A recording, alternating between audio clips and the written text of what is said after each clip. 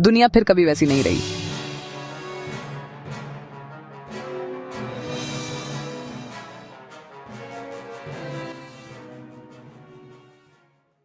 तो मानवता ने विज्ञान की शक्ति को अपनी ही विनाश में कब बदल दिया?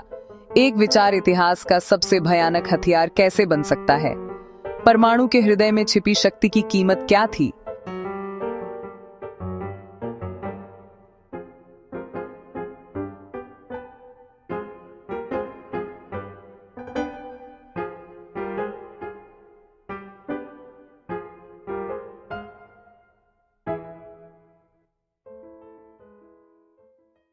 साल था 1939। यूरोप एक काले बादल के नीचे चल रहा था। नाजी जर्मनी ने पोलैंड पर कब्जा कर लिया था और दुनिया अपने दूसरे महान युद्ध की ओर खींच रही थी।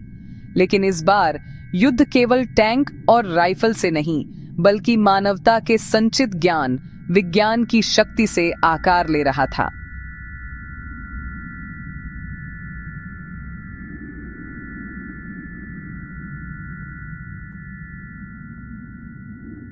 उस समय अल्बर्ट आइंस्टीन और भौतिक विज्ञानी लियो एस जिलार्ड ने अमेरिकी राष्ट्रपति फ्रैंकलिन डी रूजवेल्ट को एक पत्र भेजा। पत्र में चेतावनी थी कि जर्मनी यूरेनियम से भारी ऊर्जा निकाल सकता है, जिससे अत्यंत शक्तिशाली बम बन सकते हैं। रूजवेल्ट ने इस चेतावनी को गंभीरता से लिया। उसी क्षण अनजाने में ही मानवता ने अपने इतिहास की सबसे गोपनीय, सबसे महंगी और सबसे विध्वंसक परियोजना की ओर पहला कदम बढ़ाया, मैनहट्टन प्रोजेक्ट।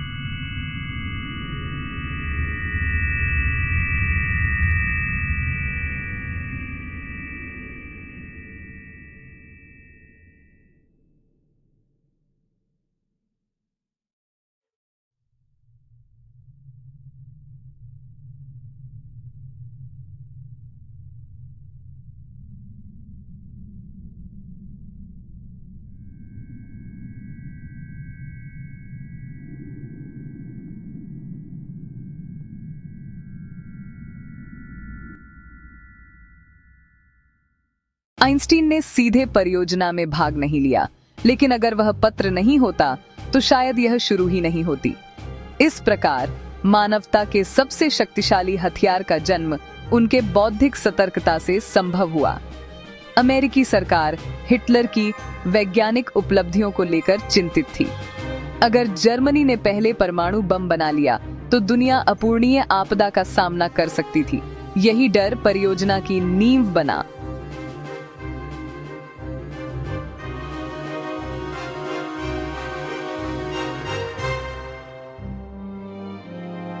परियोजना आधिकारिक तौर पर 1942 में शुरू हुई। मैनहट्टन नाम शुरुआत के समन्वय केंद्र मैनहट्टन इंजीनियरिंग डिस्ट्रिक्ट से लिया गया था। ऊपर से यह एक सामान्य इंजीनियरिंग प्रयास लगता था, लेकिन पर्दे के पीछे दुनिया के सबसे बुद्धिमान दिमाग एकत्रित किए गए। अमेरिका, ब्रिटेन और कनाडा के सहयोग से चलाया गया यह विशाल प्रयास जल्दी ही इतिहास के सबसे गोपनीय वैज्ञानिक उपक्रमों में से एक बन गया।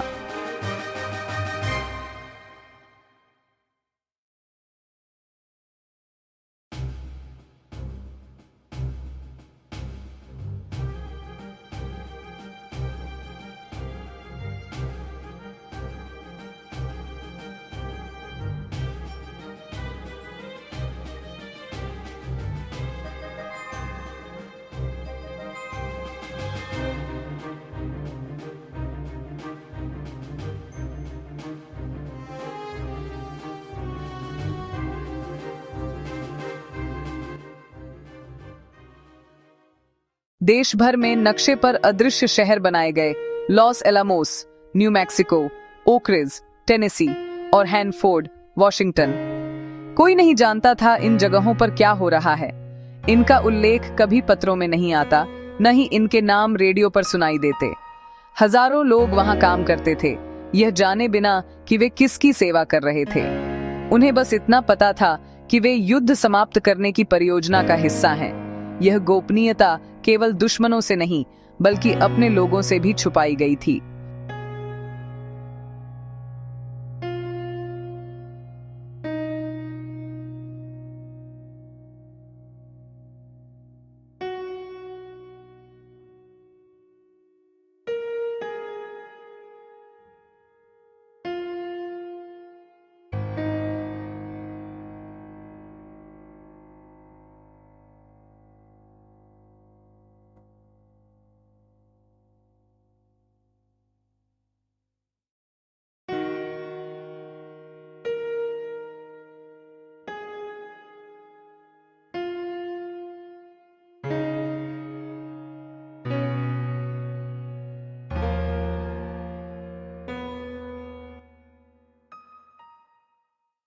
लॉस एलामोस को परियोजना का मस्तिष्क चुना गया।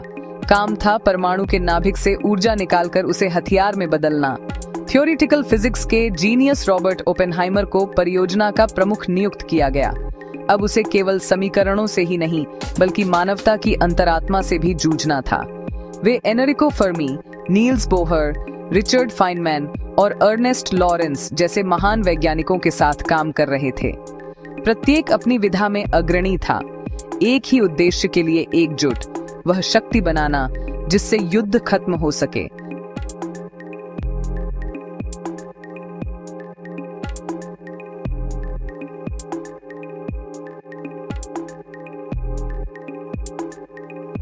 फिर भी उनके भीतर गहरा डर था। क्या हो अगर जर्मनी उनसे पहले सफल हो जाता? अगर हिटलर के पास परमाणु बम आ जाता? मानवता का अंत बहुत करीब हो जाता। कुछ इतिहासकार कहते हैं कि अगर मैनहट्टन परियोजना कभी शुरू ही न होती तो द्वितीय विश्व युद्ध लंबा चलता, लेकिन परमाणु बम कभी नहीं बनता। अन्य दावा करते हैं कि इस परियोजना ने न केवल युद्ध की दिशा बल्कि मानवता का इतिहास हमेशा के लिए बदल दिया।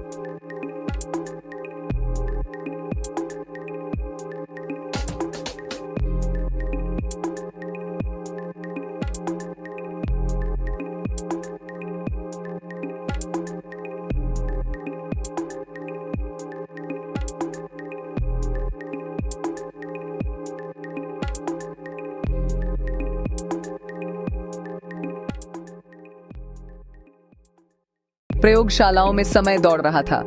यूरेनियम 235 और प्लूटोनियम 239 आइसोटोप को अलग किया जा रहा था और चेन रिएक्शन की गणना की जा रही थी। ओक रिज में यूरेनियम संवर्धन हो रहा था। हैनफोर्ड की न्यूक्लियर रिएक्टर में प्लूटोनियम बन रहा था। ये रिएक्टर मानव इतिहास के पहले कृत्रिम परमाणु ऊर्जा स्रोत बने, लेकिन उस समय कोई वैज्ञानिक निश्चित नहीं था कि उत्सर्जित ऊर्जा वातावरण को जला तो नहीं देगी। विज्ञान आगे बढ़ रहा था, लेकिन अनजाने में खतरनाक दिशा में।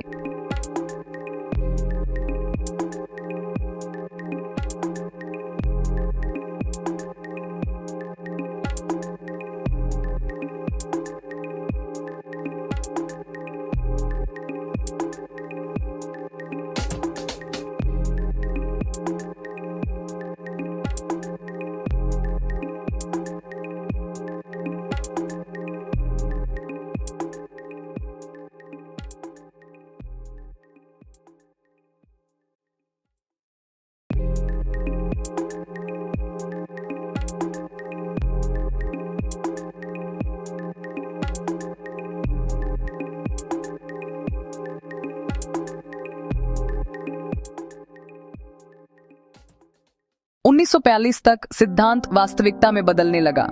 पहले परमाणु परीक्षण की तैयारी पूरी हो गई थी। न्यू मैक्सिको के रेगिस्तान में किया गया यह प्रयोग ट्रिनिटी टेस्ट कहलाया। 16 जुलाई 1945 की सुबह अचानक भोर का आलोक फैल गया। सूर्य से भी तेज रोशनी ने पृथ्वी और आकाश को हिला दिया। ओपेनहाइमर ने विस्फोट देखा तो उनके मन में केवल एक ही वाक्य आया,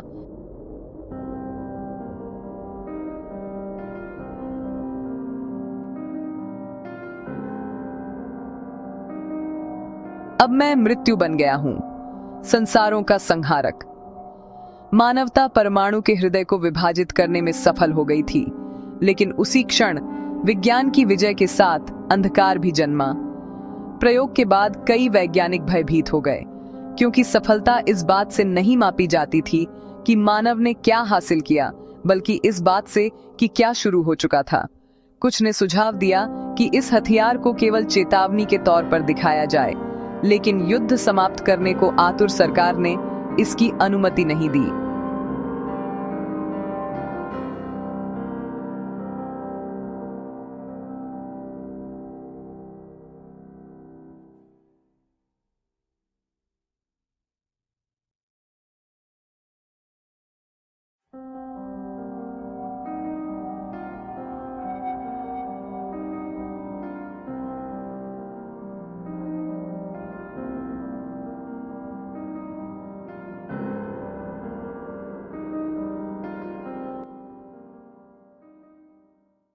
यूरोप में युद्ध समाप्त हो चुका था, लेकिन जापान अभी भी विरोध कर रहा था। लंबे जमीनी युद्ध के बजाय अमेरिकी सरकार ने नए हथियार का उपयोग करने का निर्णय लिया। ओपेनहाइमर और उनकी टीम इसका परिणाम नहीं जान सके। बम की शक्ति तो गणना की गई थी, पर उसके असर की कोई कल्पना नहीं थी। 6 अगस्त 1945 को लिटिल बॉय नामक यूरेनियम बम हिरोशिमा पर गिराया गया। शहर कुछ ही सेकंड में नष्ट हो गया। 3 दिन बाद प्लूटोनियम बम फैटमैन नागासाकी पर गिराया गया। इन 2 धमाकों के साथ जापान ने आत्मसमर्पण कर दिया। द्वितीय विश्व युद्ध समाप्त हुआ, पर मानवता को अपनी ही बनाई शक्ति के भय का सामना करना पड़ा।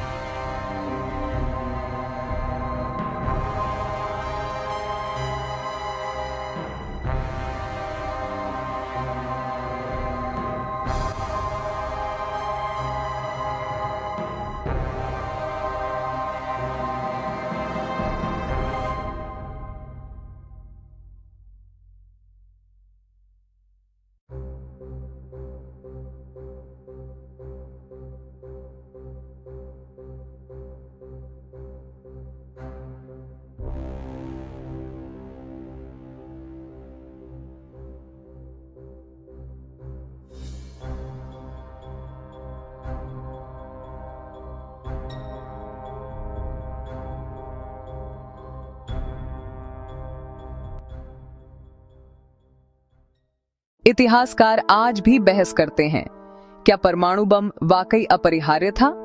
कुछ मानते हैं कि बम ने जापान की जल्दी आत्मसमर्पण करवा दी और लाखों सैनिकों की जान बचाई। अन्य कहते हैं कि वह ताकत का प्रदर्शन था, असली संदेश सोवियत संघ को दिया गया था। किसी भी स्थिति में परिणाम समान था। अब मानव के पास देवता जैसी शक्ति थी।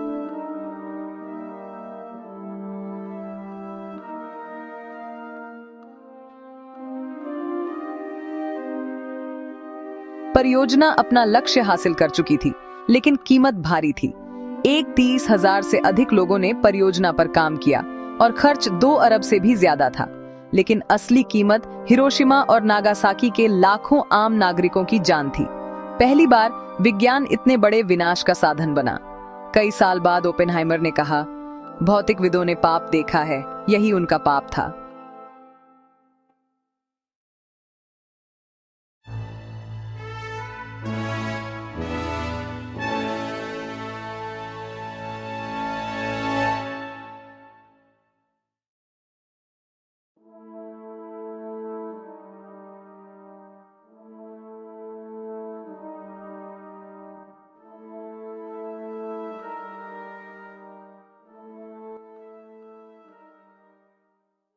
परमाणु बम के उपयोग के साथ दुनिया एक नए युग में प्रवेश कर गई, शीत युद्ध। अमेरिका के बाद सोवियत संघ ने परमाणु बम बनाया। फिर ब्रिटेन, फ्रांस और चीन परमाणु हथियारों की दौड़ शुरू हो गई। अब युद्ध मैदान पर नहीं, बल्कि प्रयोगशालाओं में लड़ा जा रहा था। मैनहट्टन प्रोजेक्ट की विरासत केवल वैज्ञानिक उपलब्धियां नहीं थी, बल्कि मानवता की वह जिम्मेदारी थी जिससे उसने खुद ही खतरा बनाया।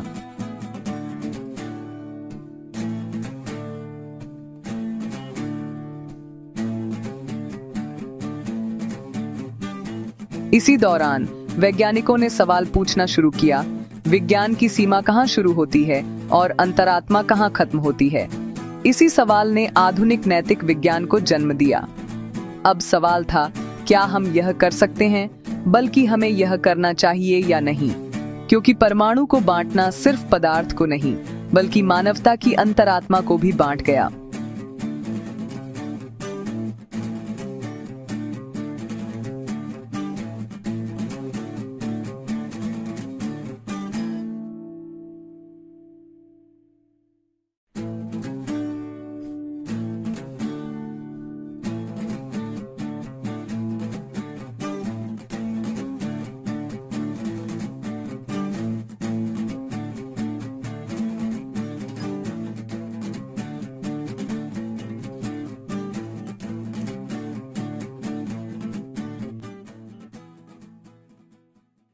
अगर मैनहट्टन प्रोजेक्ट कभी नहीं होता तो परमाणु ऊर्जा बहुत बाद में खोजी जाती। चिकित्सा, अंतरिक्ष तकनीक और ऊर्जा उत्पादन आज के स्तर तक नहीं पहुंचते, लेकिन शायद लाखों लोग उन भयावह दिनों को कभी नहीं देखते। विज्ञान आगे बढ़ा, लेकिन उसके साथ डर भी बढ़ा।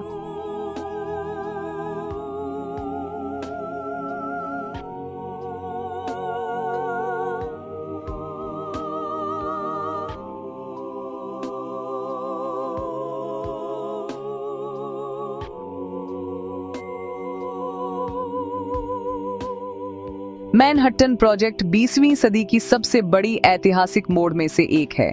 एक तरफ इसने आधुनिक परमाणु बिजली घर, चिकित्सा विकिरण तकनीक और अंतरिक्ष अन्वेषण का मार्ग प्रशस्त किया। दूसरी तरफ इसने मानवता की आत्मविनाश की क्षमता भी उजागर की। उन धमाकों की गूंज जो आज भी हिरोशिमा के मौन स्मारकों में गूंजी हुई है, चेतावनी देती है। विज्ञान अपनी रोशनी जितना ही अपनी परछाई भी लाता है, और मैनहट्टन प्रोजेक्ट मानव इतिहास में इस सत्य का सबसे गहरा प्रमाण बनकर अंकित हो गया है।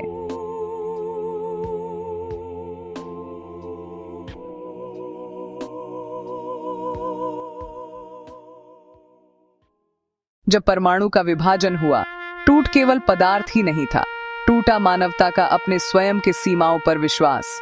उस दिन से इतिहास दो हिस्सों में बंट गया, परमाणु से पहले की दुनिया और परमाणु के बाद की दुनिया।